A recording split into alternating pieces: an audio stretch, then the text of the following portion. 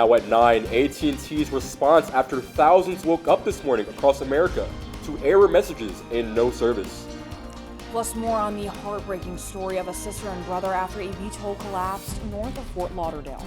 Plus why one family YouTuber is facing 1 to 15 years behind bars. And deliberations have started in the murder trial of two men accused of killing a Run DMC legend back in 2002. We have the latest. A cool weekend ahead. I'll have the full details coming up. NewsLink Indiana starts right now.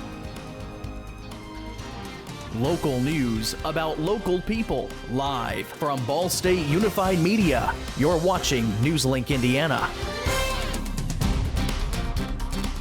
Good evening, and thank you for joining us at 9. I'm Grace Pankowski. And I'm Dima Robinson.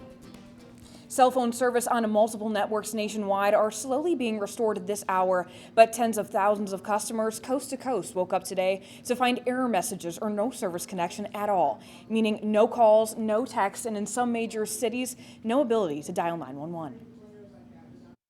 DownDetector.com was a popular website across the country Thursday as it monitored a widespread national outage impacting a number of wireless carriers, with the most occurring on AT&T's network. Some users report waking up to SOS messages. Others had no connection at all, no ability to make calls, send or receive texts, and in several southeastern states on the AT&T network, 911 service was temporarily unavailable over the past 2 days. The company telling CNN it was working urgently throughout the day to restore service to its customers, encouraging them to use Wi-Fi calling until then. The highest number of AT&T outages were reported across the Midwest, Southeast, and in Texas, according to DownDetector.com. Customers also reported some outages on other major carriers like T-Mobile and Verizon. Although T-Mobile tells CNN they did not experience an outage and are operating normally. But at one point Thursday morning, DownDetector.com showed just under 2,000 outages reported on T-Mobile's network. Verizon also said it was operating normally after peaking at just over 4,000 outages in the morning. As for the why it happened, a wireless industry source says for now, there's no indication that it was a cyber attack or other malicious activity. Public safety experts say wireless network outages often occur for mundane reasons, like construction-related digging or software issues. I'm Laura Aguirre reporting. And as of this afternoon, AT&T said it had restored service to all affected customers and sent out a statement apologizing to its network users. The Federal Communications Commission posted on X this afternoon that its Public Safety and Homeland Security Bureau is investigating the exact cause of the outages. And we're talking a little bit about the temperatures today. We're feeling like spring, and I hope it's sticking around. I really hope it stays like that. No? Yeah, sadly, guys, taking a look outside right now, it's cooling down, and it might be cooling down for quite a while here. If we look at our 24-hour temperature change graphic here, we see compared to yesterday at this time, Lafayette is currently 15 degrees below where it was yesterday, Kokomo 11 degrees, Muncie 14, Indianapolis 12. So you can really see the effect of that cold front moving through central Indiana and really bringing us cooler temperatures here. What I'm looking ahead to tonight is three things: a brief cool down over the weekend, a big warm up next week, but with that warmer weather comes storms early next week. I'll have the full details coming up later in the show. Thank you, Noah. Down in Florida, a young girl is dead and a boy hospitalized after falling into a beach sand hole. It happened Tuesday afternoon in Lauderdale by the Sea, which is north of Fort Lauderdale. Both children were pulled from the sand hole and transported to the hospital. Unfortunately, the girl died and the young boy is in stable condition. No details of their ages or injuries were given. When I got down there, the boy was about maybe 3 feet maybe down, but his head, at that point, his head was above the sand. But I guess his sister was beside him, and she was down further, and they tried digging her out, but the more they dug, the more the sand collapsed. The sand hole is now being surrounded by cones for safety, and the location was memorialized by beachgoers yesterday. This investigation is still ongoing. A former internet sensation and her business partner who ran a parenting advice social media channel were both sentenced on several counts of child abuse this week. Ruby Franke received 4 1 to 15-year sentences in prison. As part of her plea deal, Franke admitted to isolating her son, forcing physical labor upon him, and more. Now, as part of her plea deal, she also admitted to coercing Franke's daughter to jump into a cactus multiple times and helping Franke physically and mentally torture her son. Frankie and Hildebrandt were arrested last August after Frankie's 12-year-old son escaped from Hildebrandt's home and went to a neighbor to ask for food and water. Today, the jury started deliberations in the murder trial of two men accused of killing Run DMC's Jam Master Jay. Ronald Washington and Carl Jordan are charged with the shooting of the hip-hop legend, whose real name was Jason Mizell, over alleged drug dispute. It happened in 2002 at Mizell's recording studio in New York. For years, his death lingered as a cold case, with witnesses reluctant to speak up. A third person, Jay Bryant, was also charged in the murder. His lawyer successfully argued for his case to be severed from the other two. Scientists say that they can use artificial intelligence to solve a key problem in the quest for nuclear fusion energy. Nuclear fusion has been hailed as a near limitless source of clean energy. For decades, experts say it would be a game-changing solution to the climate crisis, but they have only achieved and sustained fusion energy for a few seconds. But many obstacles still remain, including instabilities in highly complex process Yesterday, researchers from Princeton University and the Plasma Physical Lab reported that they found a way to use AI to forecast potential instabilities and prevent them from happening. Now coming up, a Muncie monument is getting a facelift. Find out how next. Plus, how one graduate student has just 3 minutes to make her mark in a nationwide competition. Next. Dear moms and dads, what you have achieved here today is going to help us and our futures. It is why we are coming up on stage to collect your diplomas. You know it's true. Mom, we love you always. Everything I do. When you graduate, they graduate. Visit finishyourdiploma.org to find free and supportive adult education centers near you. Last week, Brandon met a girl on a dating app. One day after work, he finally found the courage to ask her out. No answer. He started to panic. Was he being too pushy? Maybe it was too Hey, sorry I didn't respond. I was driving. I would love to go on a date. How does tonight sound? Brandon tried to play it cool, but inside he knew. A girl so smart, so responsible. She must be a keeper.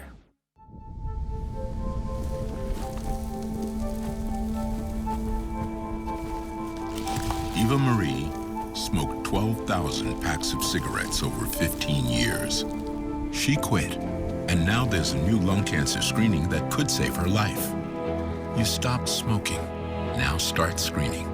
No matter how much you smoked, early detection could save you. Talk to your doctor or learn more at savedbythescan.org. Man, it's lonely. Like, going through life lonely. There is the therapeutic aspect of music, just expressing how you feel. I'm going to talk to Howie about his feelings, making it into a song.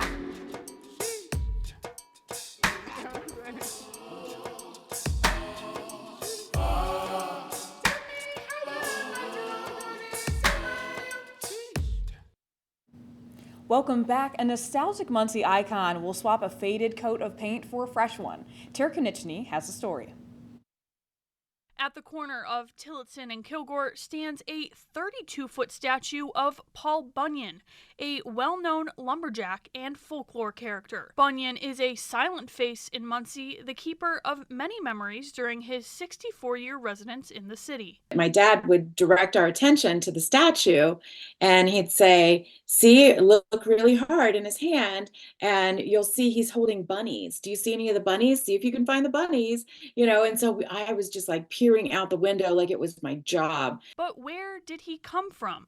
Paul was first curated by Richard Kishel at a business called Art Forms in the 1960s. He was made for Kirby's Wood Lumber Company, but after a fire broke out that engulfed the company in 1983, Paul emerged as the lone surviving piece amid the ashes. Richard Kishel's son, Tom, recalls the time when his father was working on Bunyan. My father always built a model when he made a big sculpture piece. Then he would build a welded steel framework up of the basic shape of it. Many years after the fire, Paul got bought from the old lumber yard and now stands tall at Timbers Lodge. Soon, Bunyan will sport a new look by getting a fresh coat of paint. When I look at Paul and I'm thinking, he would be so cool with a new paint job, nice and shiny, fresh colors. Now, as residents await Paul's new look, Abrams Painting Services wants to breathe new life into the lumberjack, ensuring his presence can stick around for another 60 years. In Muncie, Tara Konieczny, NewsLink, Indiana.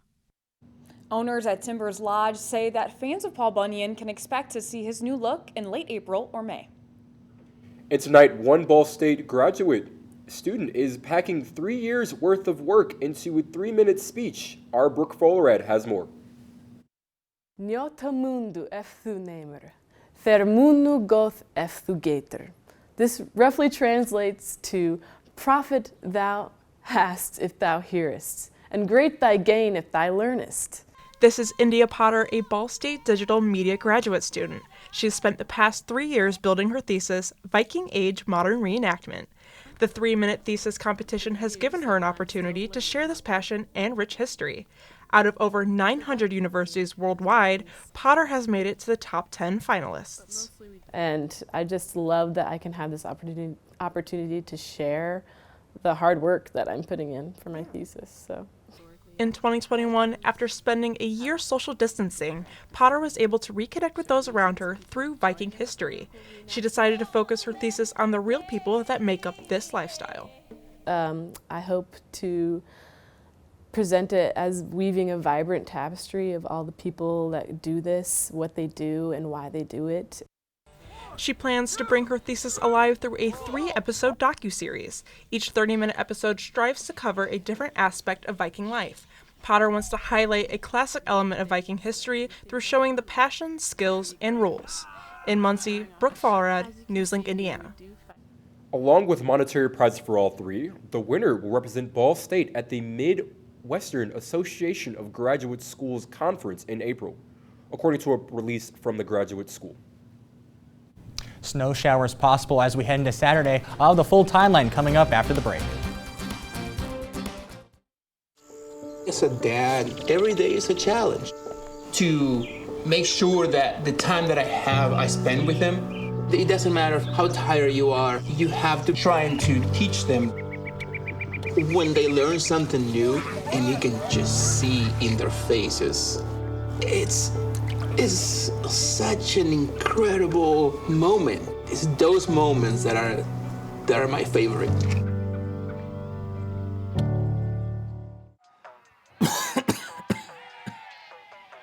Oh man, I can't believe I'm missing this. Okay, Grandma. I see you. Don't get stuck at home with the flu. A flu shot is the best way to prevent the flu and its potentially serious complications. It keeps you, your community, and loved ones protected. Don't get flu FOMO. Learn more at getmyflushot.org. When it comes to making plans, you are the best. What about those barbecues you plan in detail for your family? Or your daughter's first costume party? It was out of this world. The same way you plan each detail for those moments, start planning to protect you and your loved ones from a natural disaster. Sign up for local weather and emergency alerts. Prepare an emergency kit and make a family communications plan. Protecting your family is the best plan you can make. Can't believe you're doing this alone. I've done it before. I remember. You threw your back out. How you holding up? Hand me that board. Nothing wrong with getting help. I'm good. I did it when Felicia left. I'll figure it out. I know you will, but you don't have to do it alone. That's all I'm saying. If I promise to look into it, will you drop it and help me build this fence? Now you need my help. It can be a real pain sometimes, you know that? Mm-hmm. If you or a veteran you know needs support, don't wait. Reach out. Find resources at va.gov/reach. Welcome back. The driest place in the country is now home to a mysterious lake that has lasted much longer than expected. Take a look at this. This lake appeared at Death Valley National Park after Hurricane Hilary drenched the area last August. Now, ever since, it's been captivating park rangers, visitors, and researchers.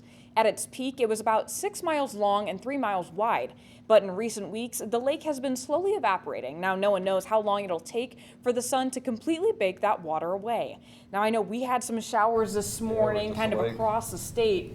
So, will those stay? Will those go? Yeah, luckily right now, it's looking pretty dry out there for now especially, but yeah, we had a lot of rain today, even a few rumbles of thunder, especially this morning. But taking a look outside right now at our hometown temperatures, we see here 43 in Muncie, 43 in Farmland, 43 in Anderson, 43s across the board here, representing just a cool night tonight if you're headed out anywhere. It's going to continue to drop out as you head tonight into tomorrow, but you might have thought today was a little rainy out there, and you'd be correct in that, but actually today was 14 degrees above our average high of 42. With today's high of 56, put us within striking distance of 66, well above average, but the clouds prevented us from getting up into those 60s like we've seen over the past couple days here. Looking ahead to tonight though, scattered showers, especially before about midnight, so if you're headed out anywhere real late tonight, might want to grab a jacket. Should be scattered in nature, especially if you're headed out, but they will fade away as we get further into the evening. 35 is the low. Looking at tomorrow, sharply colder, but actually really dry and really sunny out there tomorrow. 35 at that bus stop at 8 a.m. By noon, head out to lunch, 44 degrees. By the time you're driving home, 41 degrees. Probably going to be a beautiful sunset tomorrow, although much colder. Taking a look at our 5-day temperature trend, you can see temperatures really on a roller coaster ride here, all the way down to 34 Saturday, 65 Tuesday. Now that kind of lines up with the 6 to 10-day temperature outlook we've seen here, which has lots of above average temperatures over the eastern half of the United States. Our eastern Indiana counties in that darker red shade representing much above average temperatures over the next couple days here. Now looking at our precision cast, we see things remain dry, but looking into Saturday, we see here, yes, that's snow. It was 65 on Wednesday, but snow moving in Saturday morning. Snow showers may be scattered as we head throughout the day, but should taper off by the time we get 1, 2, 3 o'clock. And that leaves us with a clear sky on Sunday and warming up really quickly. May see some showers Monday morning, but warm temperature is going to be the highlight here. Taking a look at our Ross 7-day forecast here, we see a brief cold snap, 44 Friday, 34 Saturday. Would not be surprised to see some of our northern counties maybe not even make it above freezing Saturday, but all the way to 20-degree difference almost Sunday, 52 degrees the high Monday. 57 degrees, continuing warming up just when you think we're done. No, 65 on Tuesday, going to be really warm within a few degrees of record highs, in fact, Tuesday. But with this spring-like weather, typically comes storms, and this is no exception here. Taking a look Tuesday and Wednesday afternoon, thunderstorms possible, some of which may be on the severe side, so you'll probably want to check us out on social media. Make sure to keep up to date if you have any plans Tuesday and Wednesday afternoon. However, though, Thursday down back to about average 40 degrees here, so going to be pretty much a temperature roller coaster throughout the week. So you guys really more looking at warm temperatures or cold temperatures? Which would you prefer? Warm. Trust me, a lot warm temperatures. Of course, they have this thing called full spring. Yes. And honestly, if I can stay in there forever, I would. Absolutely. I am on the same page as you. I will take the showers that come with the warmer temperatures just to walk outside and not have to be freezing. Yeah, Indiana typically says we have 12 seasons, and it certainly feels like it. That is so right. Thank you, Noah. Now, there's plenty more to get to on NewsLink Indiana, but first, President Mearns has a preview of sports. So one Delaware County student is swimming for gold, and one Ball State program looks to stay alive in the postseason. All this and more, that's next in sports.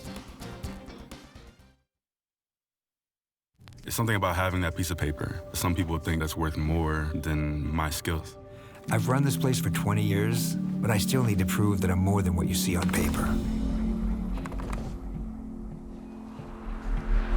You just gotta be so good they can't ignore you. It's the way my mind works. I have a very mechanical brain. Analytics and empathy. That's how I've gained clients. I am more. I'm more than who I am on paper.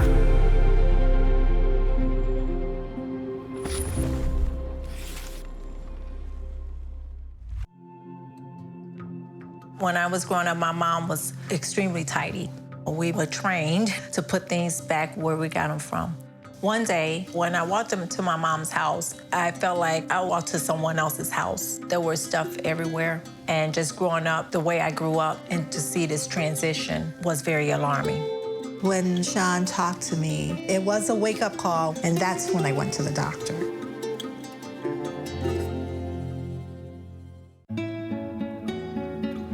¿Qué color? Perfecto, mijo. Gracias. Thank you. What's wrong, mijo?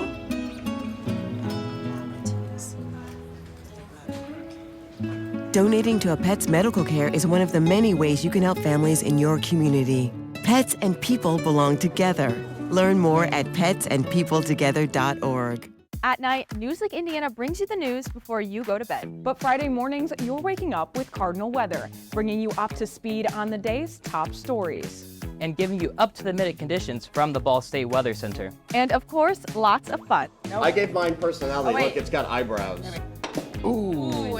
My lucky glove didn't even work. But I also am excited for those fall temperatures. Start your Friday mornings with Cardinal Weather, live on the Cardinal Weather Facebook page. Welcome back to NewsLink Indiana. I'm Jeff Mearns and I'm doing sports.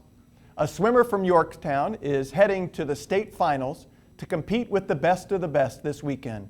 NewsLink Indiana's Aiden Regal caught up with the Tiger before the big competition.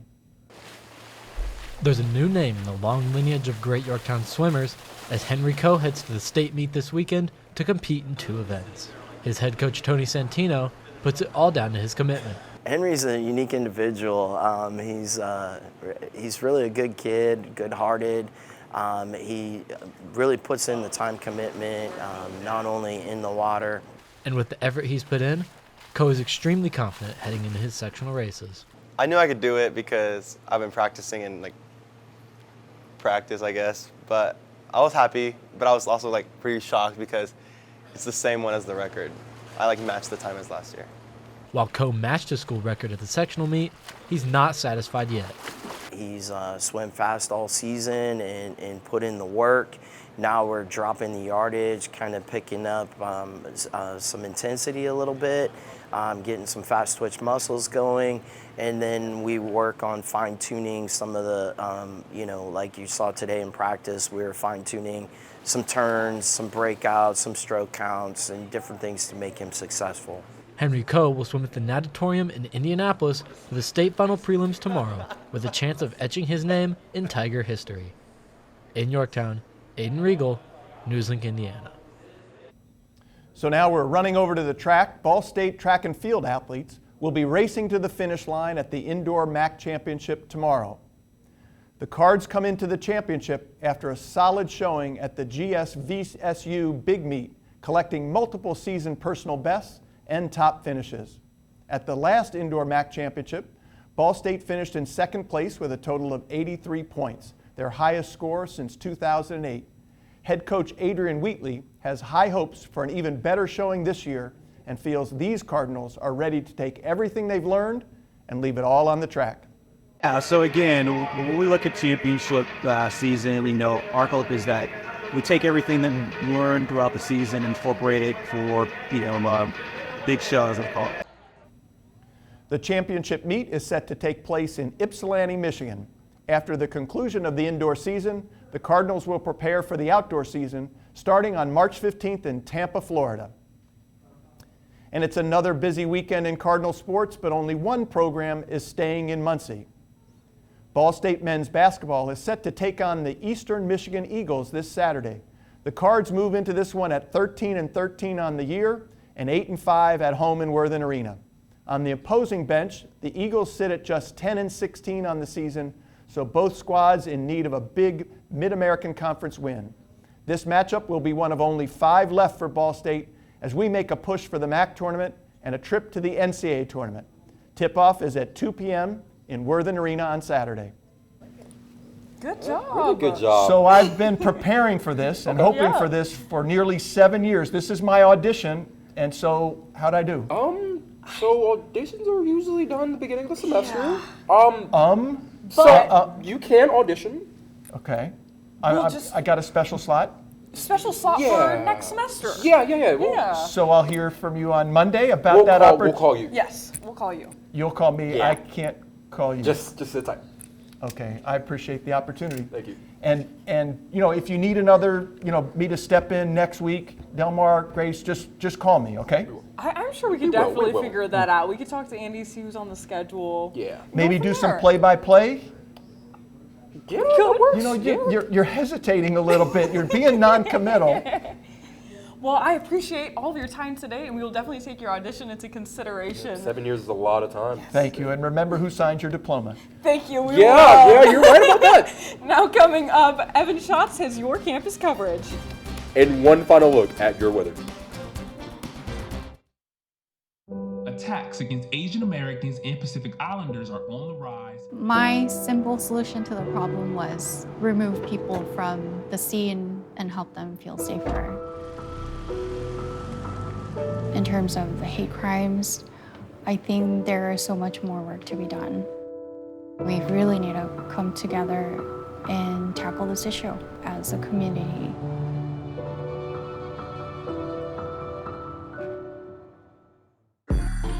I'm an ex-drug dealer, and I'll be your sub today.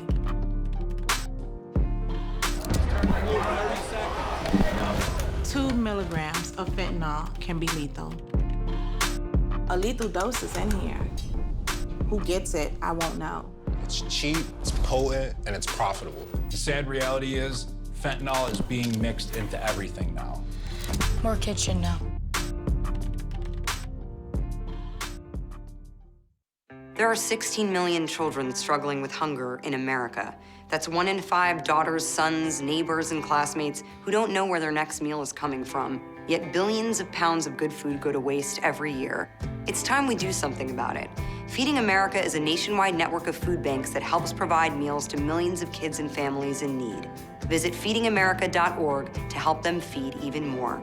Together, we can solve hunger. Together, we're feeding America.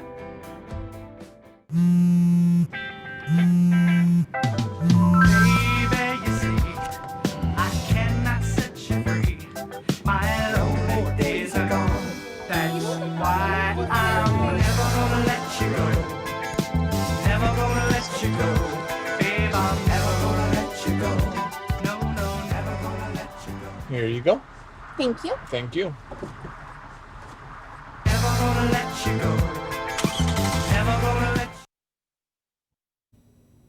Welcome back. My name is Evan Schatz, and this is your campus coverage. The winning ticket has revealed their plans for Ball State. After their Tuesday night victory, SGA President-elect Noah Poole and SGA Vice President-elect Brenna Large have started their plans for the 2024 to 2025 school year. They claim their first act is to increase safety protocols on campus to provide a more secure environment. In addition, Poole hopes for swift action in the transition process. It's really about just hitting the ground running, having those transitional meetings with the people that are currently in the positions, having people come talk to us about the concerns and continuing those conversations that we've been having throughout the campaign trail into office, so that way day one initiatives can get started the minute we take office, not weeks or days later. Much like on the campaign trail, Poole and Large continue to put major emphasis on conversational dialogue. They have already scheduled meetings with the student body, faculty members, and administrators to assure that all parties are on the same page. All right, perfect. Thank you so much, Evan. Talking a little bit more about the temperatures that we were having, getting warmer, but rain is coming. So we cannot have warm temperatures without rain, is what I'm getting. Yeah. Noah? And yeah, guys, weather whiplash is really the name of the game here in the 7-day forecast. We've got really cold temperatures as we cool down Friday into Saturday. May even see some snow chances here. 34 degrees is the high on Saturday, going to be frigid. Actually feels like February for once.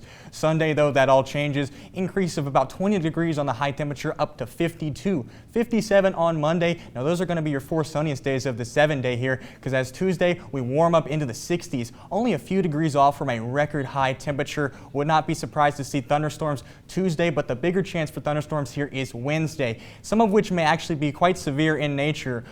Too far out to really have specifics on when, where, and timing wise, but definitely something that you're going to have to keep posted on all our NLI socials to watch out for. 59 the high on Wednesday, but by the time we reach Thursday, it's back down to the averages, 40 degrees here. So weather whiplash, we've got everything you really want in a weather forecast tonight. That's true, and I know we were talking about how we had that school spring, yes, and how Indiana goes through about 12 seasons a year. I wonder what's next. Yeah, we're going through about 4 seasons in a solid 2 days here, so it'll be something to watch. I know. It'll be getting to that point, and then we'll be hitting May, and then it'll be warm one day, and then it'll be snowing the next. Yep. I just don't know what to expect anymore. Yeah, personally, as a weather person, I am so excited to see storms, but I'm probably in the minority there. Okay, I was going to say, how do you feel about storms, Yumar? Honestly, as long as I have a coat, and as long as I'm properly dressed for it, Okay. I should be fine. Okay, that's fair. I kind of like storms too, so I feel you on that, Noah. Well, thank you so much for joining us. That's all tonight for NewsLink Indiana. Be sure to tune in tomorrow night at 9, streaming live on the NewsLink Indiana Facebook page. And for news anytime, anywhere, just go to ballstatedaily.com. Have a great night and stay safe.